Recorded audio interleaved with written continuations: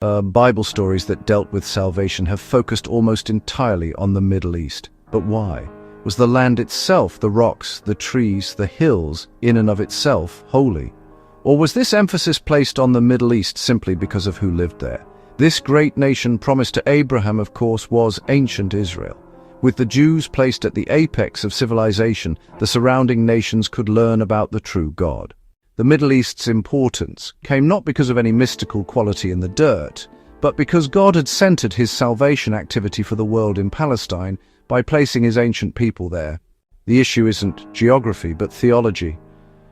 The Middle East was important because Israel was important, and Israel was important only because of its special relationship to God. Israel alone in a covenant with God is what made the Middle East the focus of the Bible. If the birth of Israel thousands of years ago in the Middle East made the area significant, then wouldn't its rebirth do the same today? It depends. If the covenant promises made to ancient Israel are applicable to modern Israel, then yes, Israel's presence would again make the area important. This view that the covenant relationship to ancient Israel was unconditional and that it applies to the modern Jews is dogma for many evangelicals.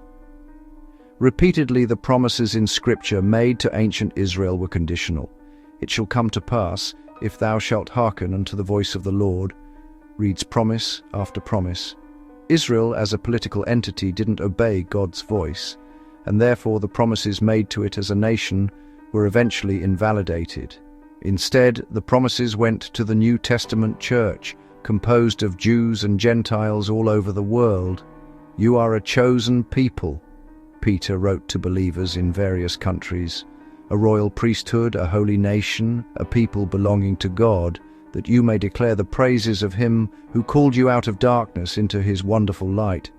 The Scriptures states, if you are Christ's, then you are Abraham's seed and heirs according to the promise. Few believe that modern Israel enjoys the same covenant promises made to their ancestors. What then is the significance of the return of the Jews to Palestine? It's important to them, of course, and after what the Jews have suffered, they certainly have the right to safe and secure borders. But does their presence make the Middle East holy or the center of Bible prophecy? The Middle East was significant only because God's people were there. Where are they now? In more than 180 nations all over the world. So why would the Bible now direct us toward the Middle East, when it is no longer the center of God's salvation activity for the world? The answer is, it doesn't. See the full video for more details. Subscribe, like, and share.